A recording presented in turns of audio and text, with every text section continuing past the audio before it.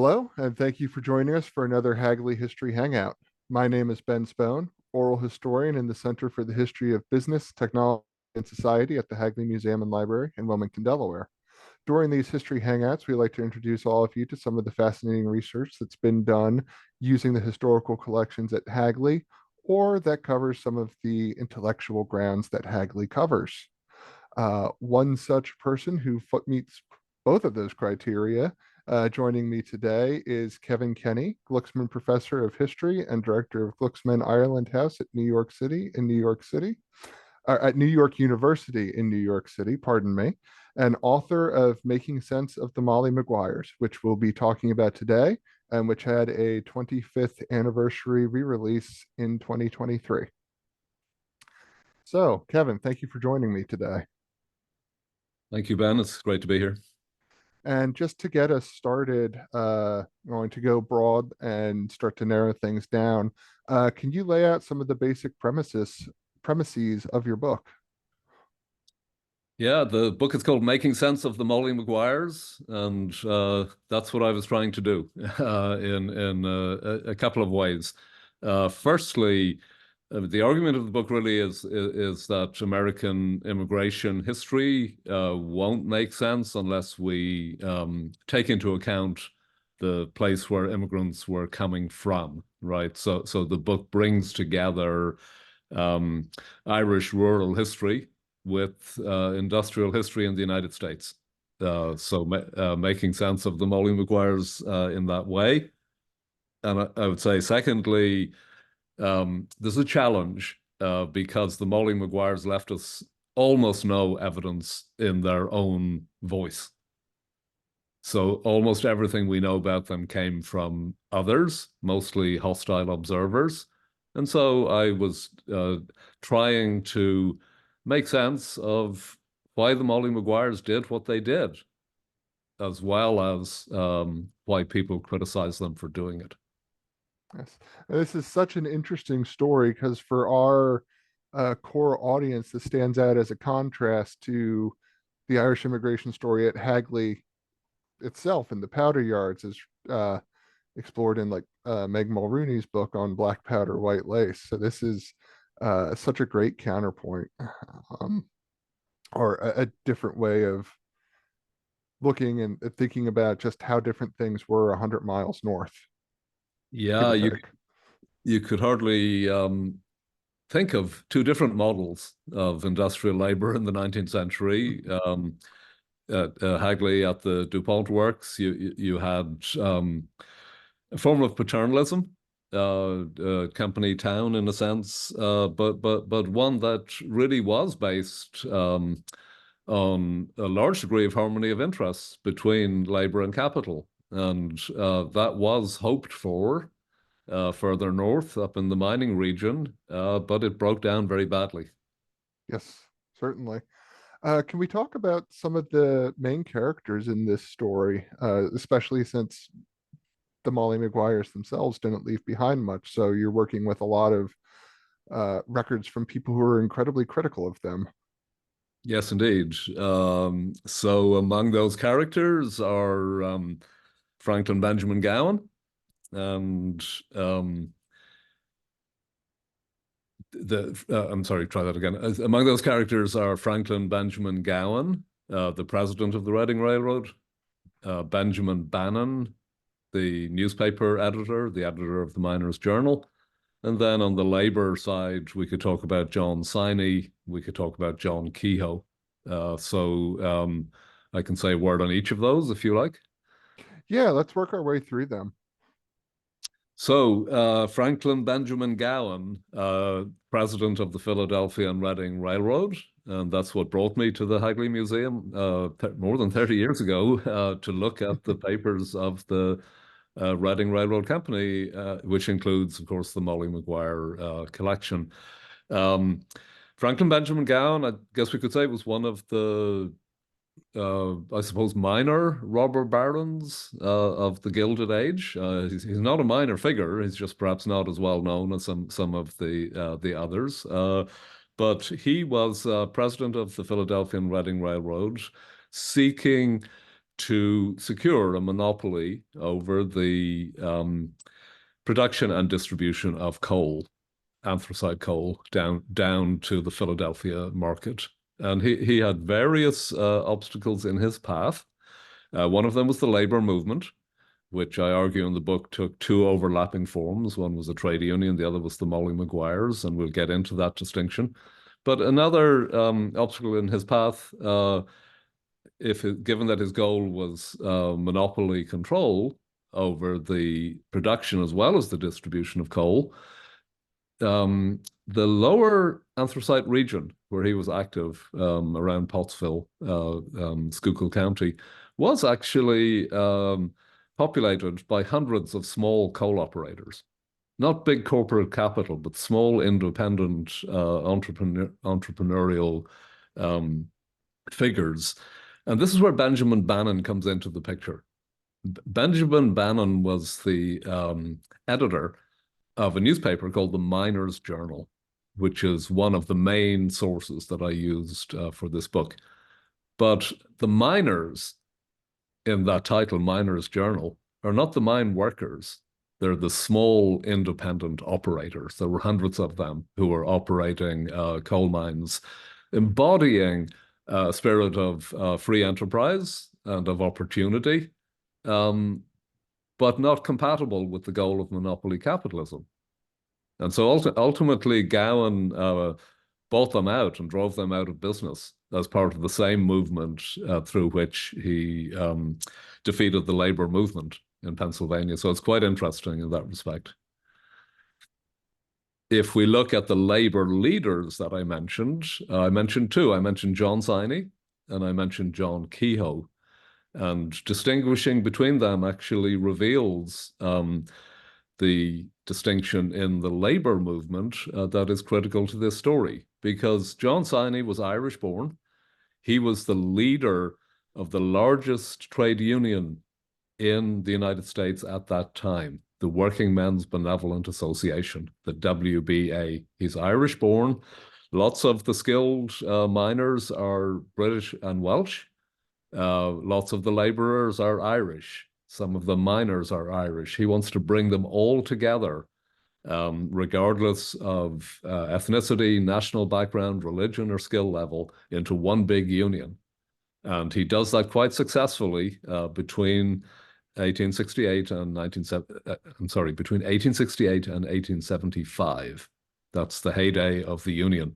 Significant dates. Dates are important for historians because that 7-year period of relative tranquility and stability in the mining region separates the first wave of Molly Maguire activity during the Civil War from the second wave in 1875, which broke out when the Union was defeated.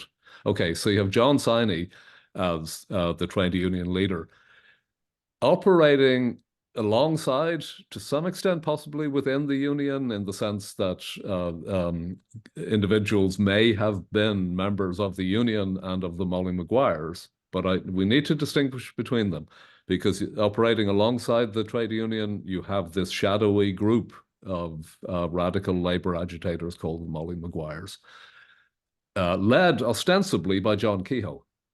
And John Kehoe may have been framed. There's a big question mark over Kehoe, but led ostensibly by Kehoe. Now, what did they want? They wanted the same thing. And in one of the few sources we have from the Molly Maguires, they use the phrase, we want a fair day's pay for a fair day's work. That's the classic labor slogan too, the trade union slogan. But they went about the task in different ways. The trade union leaders sat down as representatives of the working class with representatives of the employing class, and they tried to hammer out an agreement on wages and conditions. And if negotiations went badly, the weapon at their disposal was to go on strike and bring production to a standstill. So that's the familiar trade union tactic. The Molly Maguires had a different approach. It was whoever they were, the Molly Maguires, the approach was direct and immediate. If there was a problem in a mine where an operator, coal operator, or his superintendent was discriminating against the Irish, in favor of Welsh, English, or American-born Protestant workers, giving them the best jobs, paying them more money, freezing out the Irish. If there's a problem of that kind, the Molly Maguires would approach that man directly and say, cut it out, stop doing that. And if he didn't heed their warning, they would return and they would post a piece of paper on his door with a coffin on that paper and a warning, this will be yours. That's called a coffin notice.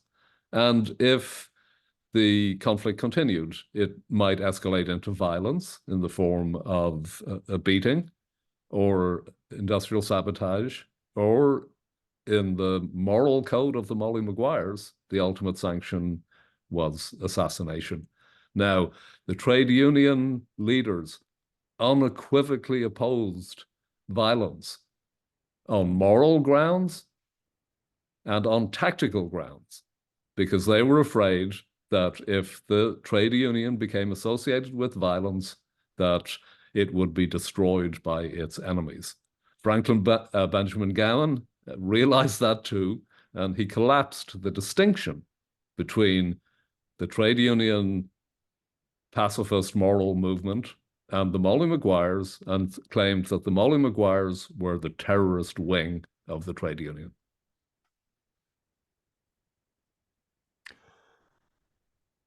It seems like there was a lot of trying to think of a way to phrase this in as sort of accurate, and seems like there's a lot of propagandizing going on, I guess, for lack of a better word to think of, on the part of Bannon and Gowan in particular. A lot of propagandizing, yes, indeed. So they had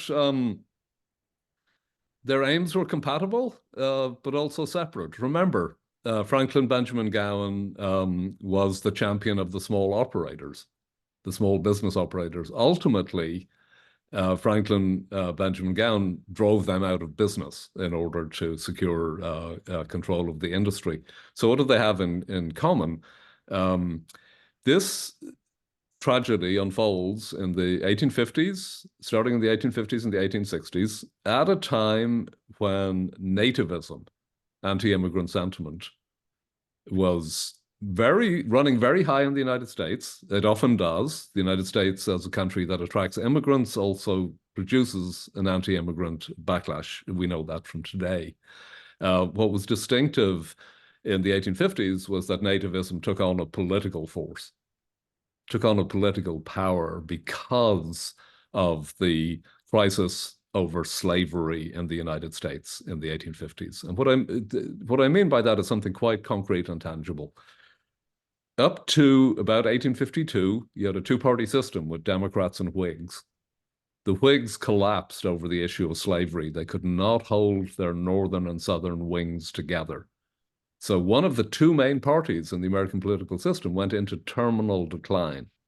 What replaced that party briefly was a nativist anti-immigrant party. We know them as the Know Nothings, who for a couple of years, from 1854 to 1856, it looked as though the nativists would become the second major party, the party in opposition to the Democrats. But ultimately, the nativists, the Know Nothings, couldn't hold their party together either over the issue of slavery, and they split. What emerged was the Republican Party in 1856 as, in effect, a single-issue, single-section party, anti-slavery, based in the Northeast. Now, why is this relevant to the Molly Maguire story? Benjamin Bannon embodies that transition from Whig through Know Nothing to Republican. He is a local embodiment of that political upheaval of the 1850s. And what animates Benjamin Bannon is a belief in the dignity of free labor. He is a proponent of what we call the free labor ideology of the 19th century. He believed that through hard work and industry and enterprise, that anybody could and should move upward through the social ladder, starting out as a laborer, becoming an entrepreneur. That's Lincoln's vision of America. That's the American dream distilled, right, in the 19th century. If you think about it, from Bannon's point of view, there are two main threats and contradictions to that vision of America that exists in the 1850s. One is slavery, because slavery is the antithesis of free labor. He detested slavery, but he also detested Irish Catholic immigrants. Because from Bannon's point of view, here was a group coming into American society that was so poor, so skilled, a group that was so poor, so lacking in marketable skills, and so culturally distasteful to him as a Presbyterian, that he began to believe, as did many nativists at the time, that this group would never assimilate into American society, that they would never fulfill that American dream of social mobility. So what's emerging? Slavery as a national threat, and then immigration as a national threat, both threatening to undermine a vision of society based on free labor. So Bannon is a serious thinker and a serious figure who embodies those two fears, and we can track his political odyssey, as I called it in the very first article I published, from Whig to Know Nothing to Republican. Gowan detests the Irish too. Gowan is animated, however, by a different set of concerns. He sees, so if you think about Bannon's fear is you're going to have this unassimilable group of immigrants, unskilled workers. Well, another way of saying that is you're going to have a permanent working class. Not a temporary working class, but a permanent working class, and a foreign-born one to boot. That's where the intersection comes, because Gowan, with his designs to control the industry, sees the emergence of a working class of any kind, whether it's mobilized through the trade union or these unruly ruffians known as Molly Maguires. He sees that as a big threat to his interests. Now, while we're talking on the topic of identity generally and Irishness in particular, and I guess we could maybe, since this first spate of violence occurs during the Civil War, throw in a little bit of Civil War, maybe ultimately just Civil War trivia. But that's gotten your talk about that right now has gotten my gears turning a bit, and then I'm curious if how figures like Bannon or Gowan distinguished between who was worthy of being considered native born population, because you have just as a for example, you have George Gordon Meade in charge of the Army of the Potomac is from a prominent Irish originally family in Philadelphia. Are they worried about that too? But like it's a bigger threat, that like. Yes, indeed. No, I see your point. There's a question mark over the Irish generally in the mid-19th century. I've pointed to the social and labor dimension of that, right? Are we about to see the emergence of foreign-born permanent working class? Now, that's a threat, right, to the free labor ideology. But all of these things are complex and overdetermined because there is a religious dimension to this too. So they're foreign-born, they're unskilled, they're working class, they're also Catholic. And there's a well-entrenched nativist tradition in the United States, long established, that questions whether Catholics per se are suitable citizens of a democratic republic. Are they potentially good Americans? This is a live question in American history until 1960, by the way, when Kennedy really lays it to rest. So they belong to a rigidly hierarchical, authoritarian church from this nativist point of view? Are they beholden to their priests? Do they think for themselves? Do they read the Bible? Is the priest the mediator? Is the priest telling them how to vote? And why are they opposed to the great reform movements that are going on in America at that time? Public education. Why do they want their own schools? Why aren't the public schools good enough for them? What is their position on slavery? What is their position regarding prohibition and temperance, which are big reform causes? Why are they causing so much trouble? Why are they getting arrested so often? These are all the questions that the nativists ask. Now, I would say if we get to the Civil War, that some of those questions, again, are laid to rest. Because, if I have the figure right, 150,000 roughly Irish-born people fight on the Union side in the Civil War, right? So there are high-ranking officers too. So you could say that in some ways that question is resolved. You know, are the Irish potentially good, loyal Americans? But let's not forget what else happened during the Civil War was the draft riots in New York City, which are notorious. But the other main center of Irish turbulence and resistance to military conscription was the mining region, the anthracite mining region of Pennsylvania.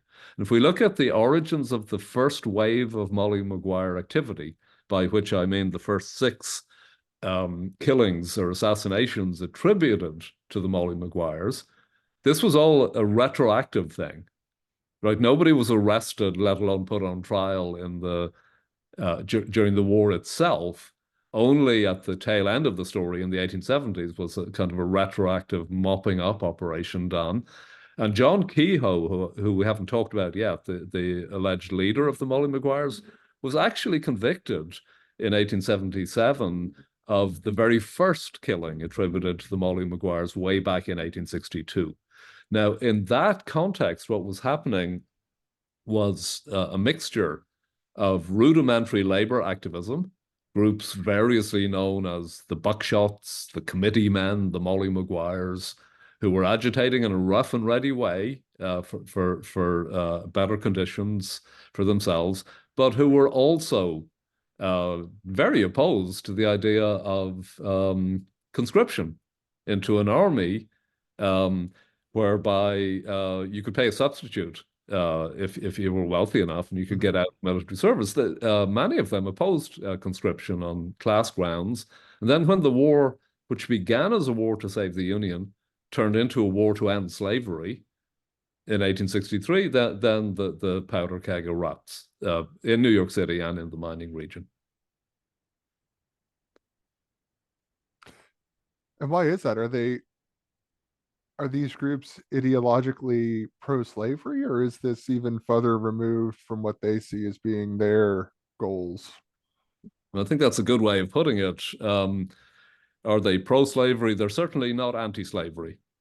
And within the anti-slavery ranks, we distinguish between abolitionism, the outright uprooting and termination of slavery here and now. That's a very radical position.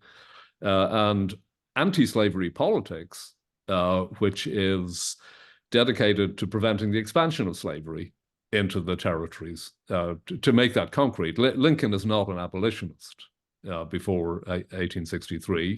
He's an anti-slavery politician, right? He did not believe until the very end of his life that the federal government had the power to intervene in the states to abolish slavery, because slavery is created by positive law in the states, right? So you've got an opposition between outright abolitionism, which is the extreme position with many African Americans and William Lloyd Garrison and others, and then the more mainstream position of anti-slavery, which is dedicated to preventing the expansion of slavery. And that's really the Republican Party embodies that goal after 1856. The Irish are alienated from both. They regard many of the abolitionists as the same evangelical Protestants who dislike them and their manners and their education and their religion. And they always gravitate to the Democrats, not to the Whigs or the Republicans. Now, the bridge between the Whigs and the Republicans is the nativist Know Nothing Party. So they just don't belong to that milieu. You could say that when the Irish come to the United States, only two national organizations welcome them unequivocally. That's the Catholic Church and the Democratic Party. And in a certain sense, they embrace that welcome and actually take over both organizations on the local level. But they are alienated fundamentally, culturally and politically, from the Whigs, from the Know Nothings by definition, which is an anti-Irish party, and from the Republican Party. So, just for housekeeping and my own personal curiosity, what was Gowan's political position, and did the Reading Railroad as a company have any sort of political stake that they were being open about at that time? I'm just curious too then about the big picture of this getting, Yeah. during the Civil War, you think of Philadelphia as being sort of a very abolitionist hotbed, or at least an incredibly pro-union zone, Yeah. and then you go out further removed from the counties and things get markedly more conservative, which is something that persists to this day. If one heads up to that part of the state, you'll start to see a lot of Confederate flags, regrettably. Yeah. Yeah. And so interestingly, in that context, Gowan was a Democrat, not a Republican, and Bannon was a Republican. He was the founder of the Republican Party, coming out of a nativist tradition. So they're quite different in that respect. I don't think that Gowan was a political animal. I don't think politics especially engaged him. I mean, he was active. I think his first appointment, it was as don't quote me on it, but he had a local attorney, state attorney office, I think, representing the Democratic Party. But I don't associate Gowan with money. I associate Benjamin Bannon with actually serious political thought. Bannon was a journalist. He thought very seriously about politics, and he articulated a very coherent vision of American politics and society based on the fundamental tenet of the dignity of free labor, which he saw being threatened by slavery, by the Irish, and ultimately by monopoly capitalists such as Franklin Benjamin Gowan. So it's a complex story. Yes, it seems, but then logically by the 1870s, Bannon finds himself kind of isolated in Yes, Pennsylvania. Indeed.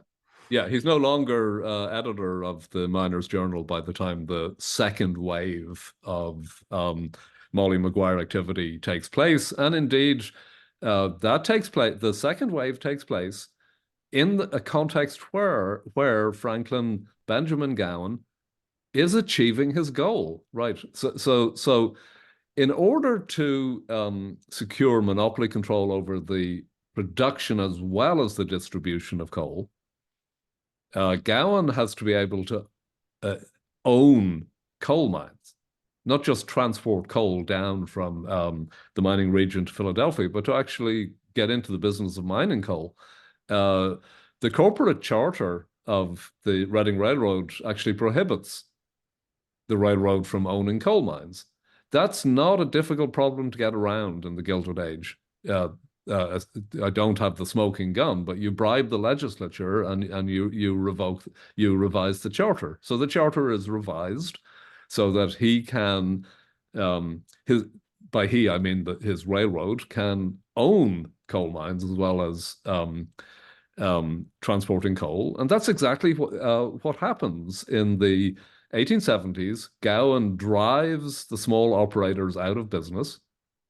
He buys them out. He drives them out of business. Their spokesman is Benjamin Bannon. He also sets out to eliminate the dual threat of the labor movement. The really powerful threat is the trade union, 35,000 strong. Alongside it, maybe overlapping a little bit, is this shadowy, violent group called the Molly Maguires. His argument is they're the same thing. The Molly Maguires are just the terrorist wing of the union. And so it culminates in 1875 with something called the Long Strike. It's terrible. It's the first half of 1875 in the midst of a national depression. In the 1870s, the miners go on strike. They stay on strike for 6 months. Their families are starving almost towards the end. And they go down to defeat. They're crushed. They're driven out of existence. In the summer of 1875, there's a vacuum in leadership among workers.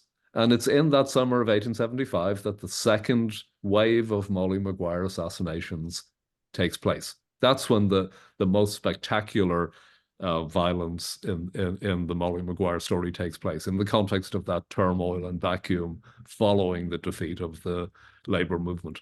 By that time, starting in 1873, the Pinkertons are active in this story.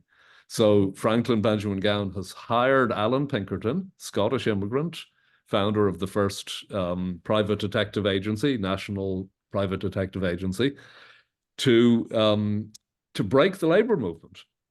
To ferret out Molly Maguireism, whatever it is, and to bring it to an end.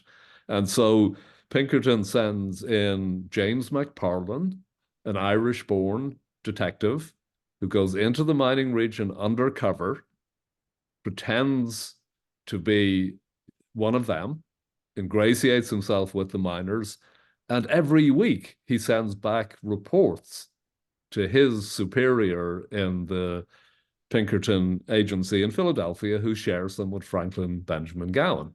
So for 18 months, McParlin is working undercover, pretending to be a good old boy and an Irish miner, hail fellow, well met, and actually he's a spy. He may also be an agent provocateur. He may be actually in on some of the planning. And that's what brought me, first and foremost, to the Hagley Library, to look at James McParlin's handwritten reports, which he went to the post office and mailed down from Pottsville to Pennsylvania, working undercover for a full year and a half. Wow. And he never got found out or suspected Got found of out. He anything. got found out in the spring of 1875, and rumors began to fly that he was, in fact, a Pinkerton detective agent, and he fled the Anthracite region. And he was next seen by his former friends when he took the witness stand against them. And it's largely on his evidence and on the evidence of informers who turned state's evidence to save their own necks that 20 men were hanged. So what we have at Hagley is all of the letters he sent down Yeah. to headquarters. Exactly. And I mean, I remember coming to Hagley as an impoverished graduate student here in New York, actually, and I'd be down in Philadelphia doing the research. And then I came down for just glorious, probably just a week, staying on the grounds of the Hagley. I didn't have a car, so I remember walking extensively, and I remember it's quite warm by my Irish standards, and it would have been probably a April, May visit when I came down. I remember it vividly, and just what a wonderful place it was to stay as a researcher. It was a privilege for a graduate student, and then to work through this extraordinary story that I'm telling you about what McParlin was up to. But I did not plot my narrative around McParlin. And that's important because there is a foundational myth of the Molly Maguires, and it was laid down, believe it or not, by Alan Pinkerton himself. The first book on the Molly Maguires was published in 1877, even when the trials were going on. It was based on McParlin's reports, and it was based on speeches by the prosecuting attorneys at the trials who were railroad lawyers. And unbelievably to us, the star prosecutor at many of the trials was Franklin Benjamin Gowan, who came up as the prosecutor as well as the railroad owner and rushed these pamphlets into print. So in that context, with Gowan doing that, and all of McParland's reports having been sent down to Philadelphia, Alan Pinkerton writes, or ghost writes, the first book, The Molly Maguires and the Detectives. And that lays down the foundational myth of the Molly Maguires, which is that a band of Irish cutthroats who were killing for the sake of killing, violent for the sake of violence, because that's how the Irish are, were out causing mayhem in Pennsylvania for the sake of it. And then the Pinkertons sent in a heroic undercover detective who brought them to justice. It's a great, rollicking yarn. It's a story that enters American popular culture. It's repeated in that form in American dime novel fiction for a couple of generations. It's a running trope in popular culture. Only in the 1930s do historians begin to challenge that. And that kind of waxes and wanes until in 1970, the movie of the Molly Maguires comes out with Sean Connery as John Kehoe, the alleged ringleader, and Richard Harris hamming it up as James McParland. But the difference is that by 1970, John Kehoe doesn't quite emerge as the hero because the movie is ambivalent about violence, but Richard Harris, in the role of the detective, does emerge as the anti-hero, the informant. And the informant has a terrible reputation in Irish political culture that goes a long way back. Tell you an interesting cultural footnote to that story is that the director and producer of that movie, The Molly Maguires, that's Martin Ritt and Walter Bernstein, they were blacklisted under the HUAC investigations in the 50s. And they actually saw their movie with the informant as anti-hero as a response to Elia Kazan's On the Waterfront. Because if you remember in On the Waterfront, it's Marlon Brando informing against corrupt union bosses. So they saw it as a response to Elia Kazan because Elia Kazan did testify before the HUAC investigations. On the Waterfront is a better movie. It's a more famous movie. But there's a real cultural undercurrent there that's worth tapping into. Absolutely. And I think I know for me personally, I saw that film at a very young age. And as I was reading this book, I realized how much it had stuck with me as I kept picturing, Age, yeah, these real yeah, men as yeah, the actors who played them in the 1970 movie and yeah, yeah, remembering visits to the historical site that they filmed on that one can still go yeah, see yeah, today at Eckley definitely, Miners yeah, Village. yeah, yeah.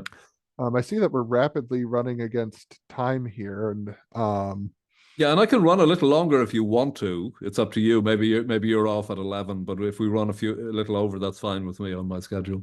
oh, wonderful! Thank you. That's fine Yeah, with me too. yeah. So Um, we can keep going. Yeah.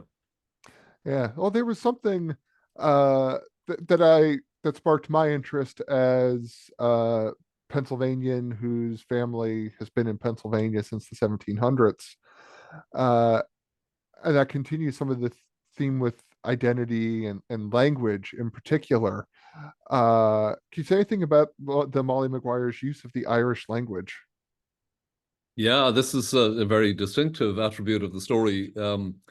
So remember, I did all of this work in a pre-digital form.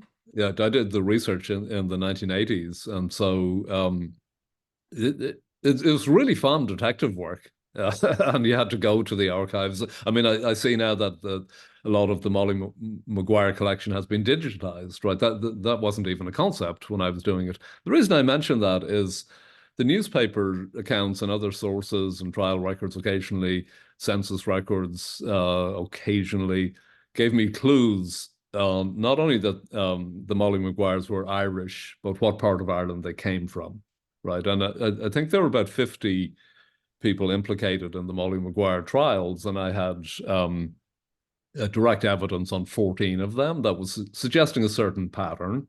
And then I took the surnames of the rest from a Pinkerton report in the Hagley archive. And I said, okay, not in a scientific way, but in a suggestive way, can I do a surname analysis that would indicate relative frequency? When an Irish person sees names like O'Donnell or Boyle or Gallagher or Roherty, we know that these are County Donegal names, right? That's just local knowledge. We know that these are classic names from the northwest of Ireland.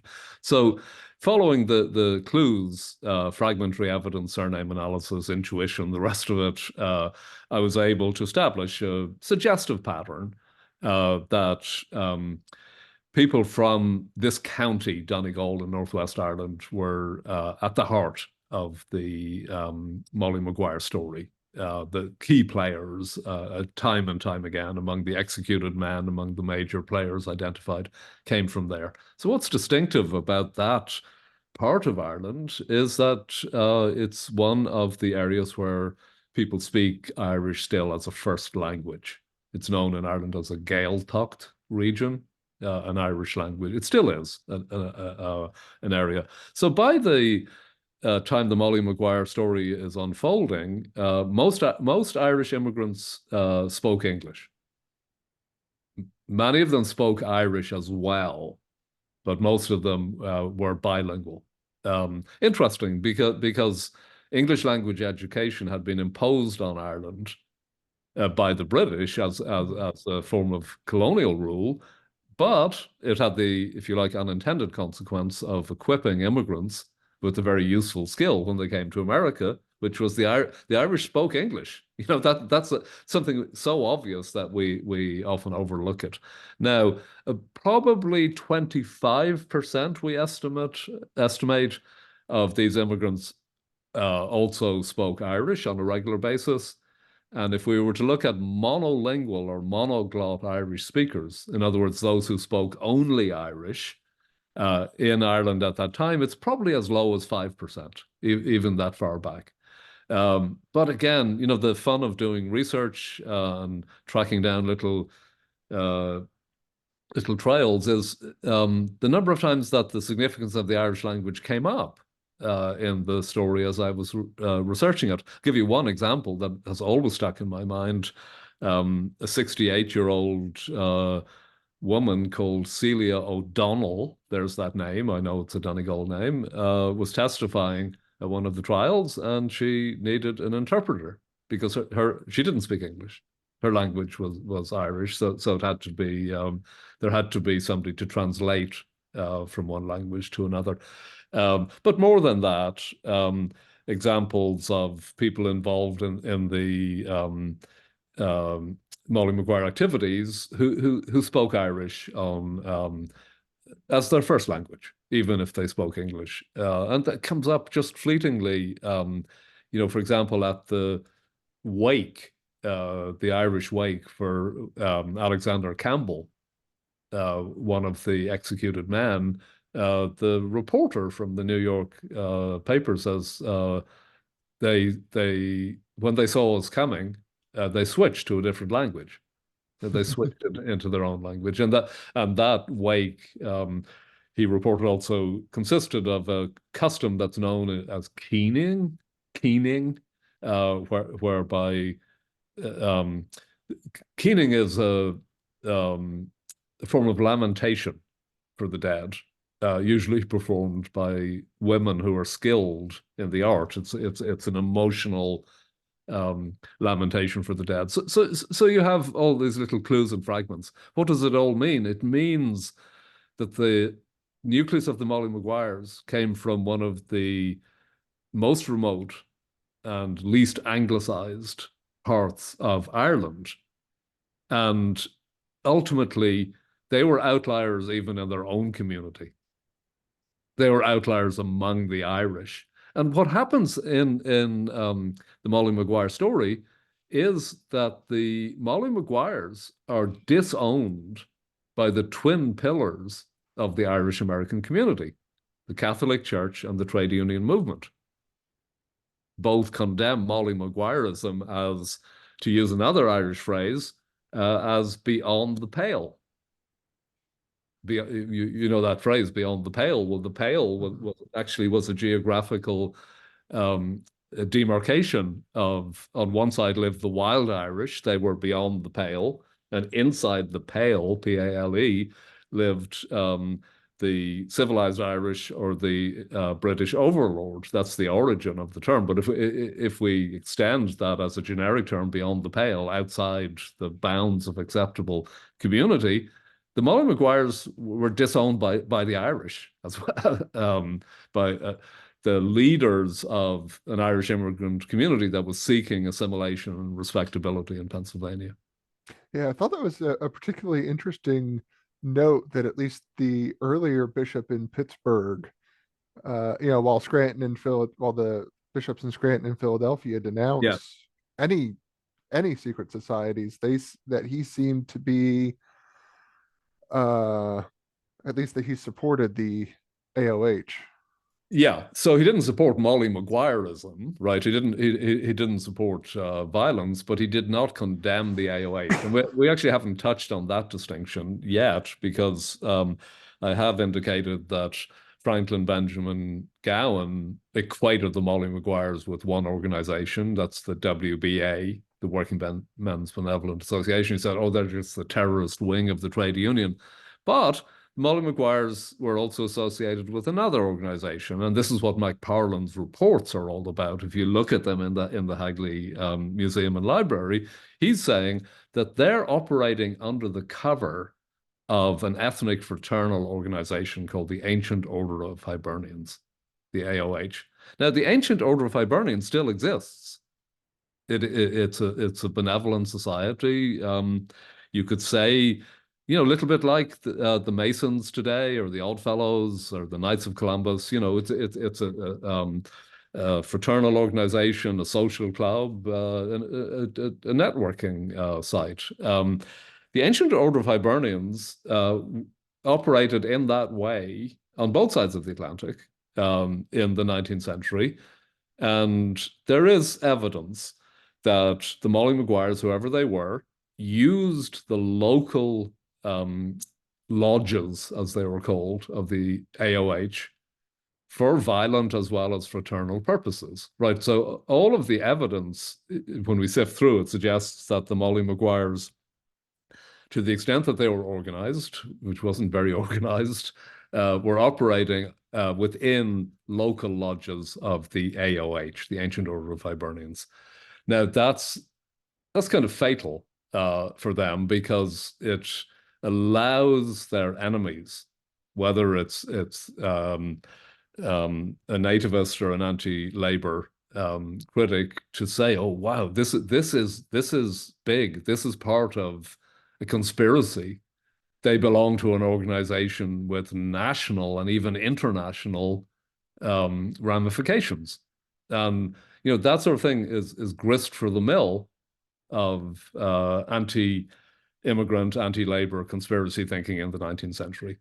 So if you look at the position of the Catholic Church, it's complicated, because what is the Catholic Church? Well, it has a hierarchy, but it also has clergy. It also has people. It's not a single monolithic thing. There's disagreement within the Catholic Church, but the Church is universal and it never splits, right? So the Catholic Church doesn't split over slavery the way that other churches did, or the political parties did. It's not what the Catholic Church does. But there's plenty of dissension and disagreement nonetheless within that complex structure. So you have a situation where secrecy per se is grounds for condemnation by the church. In other words, if as a practicing Catholic, you belong to an organization where you take a secret oath, that is actually grounds for condemnation by somebody in the hierarchy if they choose to follow through on the condemnation. If the society has been named by a previous figure with authority, then you could say that ipso facto it stands condemned. Now that's important because the Molly Maguireism is just a name. Are the Molly Maguires the same as the ancient order of Hibernians? Are they the same as the Ribbon Men? These names are used interchangeably. Okay, so in that context, you have Archbishop Wood in Philadelphia, who is militantly opposed to the AOH and has no compunction about condemning it and equating it with the Molly Maguires. Further north in the mining region up in Scranton, that process takes more time because the Molly Maguires are not active up around Scranton. They're active down around Pottsville. Further west in Pittsburgh, it also takes time. Bishop Dominic is a Spanish immigrant. That may be relevant, but what's more relevant is you don't have Molly Maguireism out in the bituminous coal mines of Western Pennsylvania. So it's only where it's most clearly a threat that the opposition of the Catholic Church kicks in early. And then by the mid-1870s, when everything has just turned really bad, then you get a blanket condemnation of the AOH across the board from Pittsburgh, from Scranton, from Philadelphia, as well as on the ground in Pottsville. So can you say something a little bit about what the Molly Maguires themselves left behind that you were able to work with? Oh, yeah. So the Molly Maguires left almost nothing. Seriously, 2 letters, one of them a fragment. So one was a letter signed by a Molly sent to the Shenandoah Herald, a local newspaper, in which the alleged Molly Maguire said, we want a fair day's pay for a fair day's work. But we can't get it, and we're going to start shooting. The other was a fragment of a letter written by John Kehoe before his execution, in which he protested his innocence and said that he'd been framed because he was politically active in the mining region. So how then, as a historian, can I make sense of the Molly Maguires in the absence of evidence? This is an extreme case of what we call writing history from below. Right, we're trying to write history from the bottom up rather than from the top down. So to make sense of the Molly Maguires, most of the evidence I had was coming from other people, from MacParlan, from Gowan, from Bannon. And I read that evidence against the grain to try and delineate ideologies of nativism and ideologies opposed to labor. I tried to make sense of why people criticize the Molly Maguires, right? That's the first part of the book. But that was never enough for me. I still wanted to make an argument to the best of my ability in the relative absence of evidence. I wanted to make an argument concerning who were the Molly Maguires, what did they do, and why did they do it? Right now, so how could I accomplish that with such little evidence? Well, I have to say, as somebody trained in Irish history as well as US history, my main field is US history. When I first encountered the story of the Molly Maguires, I immediately recognized something familiar. And that was the pattern of violence that was being reported conformed very closely to what I knew from my study of rural Irish history. The idea that saloon keepers were involved, that they were operating under the cover of a fraternal, peaceful organization, the Ribbon Men or the Ancient Order of Hibernians, that they would call in men from neighboring villages to do the job under cover, under disguise, and then favors would be traded and returned. So if those men came and did a job, well, then in town, they moved from town X to Y to do the job. Well, then town Y will reciprocate and send people to do a job back in the other town. All of that was very familiar to me. That's how the underground tradition of agrarian rural agitation worked in the 19th century Ireland. There were groups like the White Boys, the Ribbon Men, the Molly Maguires. The Molly Maguires got their name in Ireland because they were men who disguised themselves in women's clothing when they went out to perform their activities, usually under cover of darkness. They did that for disguise, so that they might not be recognized. They would wear that clothing for disguise. They would darken their faces with burned cork, or they would whiten their faces with chalk or powder. They also pledged their allegiance to a mythical woman, Mistress Molly Maguire, who symbolized their struggle against inequality and exploitation in the Irish countryside. So when I saw this story unfolding in Pennsylvania, I said, wow, that sounds familiar, right? Then I never got the Molly Maguire speaking in their own voice, but I was able to do pretty hard-headed empirical research and analysis by, for example, looking at the original census returns, not the published digests, but the original census returns. I took two samples, two townships, Cass and Blythe Township out in the mining region, and I figured out the correlation between ethnicity and class. So I counted the numbers, and I said the conclusions I arrived at was that most of the skilled positions in the mines, the really skilled miners, the contract miners, were held by British, Welsh, and American workers. And many Irish people became miners, but most of the laboring positions were held by Irish immigrants, right? So I established a correlation and a distinction based on ethnicity and class. I mean, what that means in practical terms is the skilled elite, their job was to build the mine. They were contract workers. The next level were the skilled miners who extracted the coal using powder and explosives from the coal face and then left. And then beneath them were the laborers who shoveled the coal all day long and came up when the job was done, right? So I was able to get, if you like, a base for the superstructure by doing that kind of work.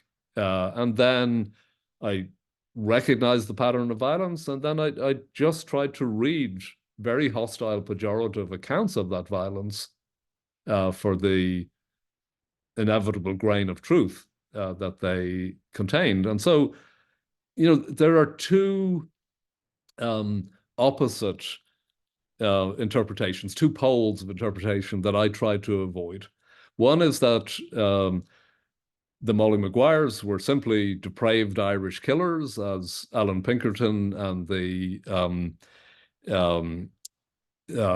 foundational myth would have it. Obviously, that made no sense to me. I don't think any human is inherently depraved in that way. It's such that evil becomes, the master category of social analysis. It didn't make sense to me to just dismiss the Irish as savages, but neither did it make sense to me to dismiss the Irish as innocent victims, as simply figments. Molly Maguireism simply as a figment of the nativist or anti-labor imagination. And the reason for that is that 20 Molly Maguires were hanged, but at the end of the story, there were another 16 dead bodies on the stage.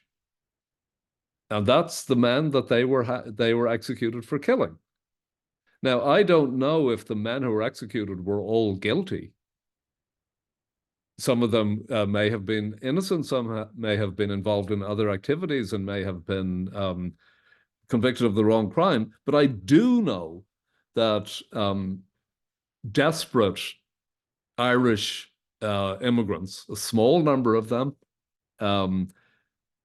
used violence as a tactic to fight back against their exploitation. And the Molly Maguires did exist, and they killed people. And when I go out to the mining region and give a lecture in the jail museum in Jim Thorpe, that's not always what my audience wants to hear me say. But there were, whoever they were, whatever they called themselves, there were Irish immigrant workers who had recourse to violence as a tactic of social protest. And we know them as the Molly Maguires. So I guess this also ties in with some of the final questions, unless Yeah. there was more ground you wanted to cover, which is what is it like to go out there today and have these lectures, in a place like the Jail Museum in Jim Thorpe that has that, Campbell's alleged, what should we call it, ghostly handprint on the wall. Yeah, so I first started going out to Pottsville and today's Jim Thorpe, who's Morch Chunk in the back in the 19th century, 30 years ago and more now, when I was doing the research for the book. Obviously, I was an outsider. It's not a story that people opened up about or talked much about. They talked about it among themselves in families. It's a highly divisive thing.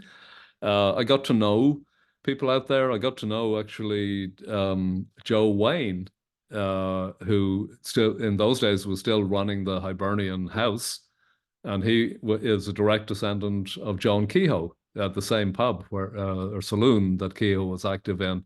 I went to I got to know the Campbell family. I've met many descendants of the Molly Maguires. And at around the time I started going there, then when the book came out, there was, I guess the book itself generated some interest in the topic too. And the local tourist board and possibly Chamber of Commerce started to organize Molly Maguire weekends, where they try and revive the memory of this. And at first it attracted descendants of Molly Maguire families, many of whom I've met. And the most gratifying thing about this book for me, and possibly the reason it survived into a new edition last year, is certainly scholars read it, and it had an impact in the fields of immigration and labor history. But the most gratifying thing for me is the correspondence I received from readers who are not based in universities or college classrooms, but who know and care about the history, and some of them were personally involved. Then the most interesting thing that started to happen was when descendants of victims of the Molly Maguires also made their voices heard and came to one or two of those reunions. So when I haven't been back to Pottsville or Mochunk now for many years, have lectured in the jail museum. I lectured actually directly outside the cells of the four men who were hanged there on Black Thursday, June 21st, 1877, among them Alexander Campbell, who I mentioned. There's huge interest in the subject, and again, my line is to distinguish between two untenable extremes. One is that the Irish were depraved and savage by nature. That's not even a proposition I can take seriously, but it was taken very seriously in the foundational myth. And then the opposite extreme is that either anti-immigrant nativists or corporate capital just set out to frame innocent people. So you transfer the burden of evil, and you use evil as your explanatory category. You just transfer it from the Irish to their oppressors. And the truth is more complex. And in trying to make sense of the Molly Maguires, fundamentally, I'm trying to understand why, under certain desperate conditions, desperate people would have recourse to such extreme tactics that included inflicting violence on other humans and killing them. And that did happen in 19th century Ireland. It did happen in Pennsylvania. And here, the important thing is to distinguish between explanation and justification. I'm trying to explain, to the best of my ability as a historian, why under certain conditions people would do that. I'm obviously not trying to justify it. But if I look at the book is written really from the perspective of the Molly Maguires themselves, right? It's a tragedy. It's plotted as a tragedy, and it culminates in the execution of 20 men. I would say 25 years down the road, I've obviously become more conscious of what it means to that they killed people as well as themselves being killed for doing so, right? And one of the things I do in the preface to the new preface to the anniversary edition is I reflect on these questions, and I also draw a distinction in my own mind between sympathy and empathy. So empathy, I think, is essential for the historian's craft. We're trying to the best of our ability to understand how people might have done certain things or thought in certain ways that they're repugnant to us. But we're not setting ourselves up as judge and jury and making a moral judgment that this was right or this was wrong. We're just trying to understand. And I think that that's a very important way of thinking that's embedded in what historians do. It's an attempt to understand, not an attempt to condone or to condemn. Oh, I think that's an excellent conclusion to our conversation, then. Unless there Right. was anything else you wanted to add. I think we've covered the big topics. We had a good framework for it. What are the next steps, Ben? What do you plan to do with All this? right. Yeah. Well, I'll go ahead and play us out, and Yep. we'll talk about that until I shut off the recording. So, for our audience, if you'd like more Hagley History Hangouts and more information on the Center for the History of Business, Technology, and Society at Hagley, you can join us online. You can find us at hagley.org, hagley.org. So, don't be a stranger. Thanks. Thank you.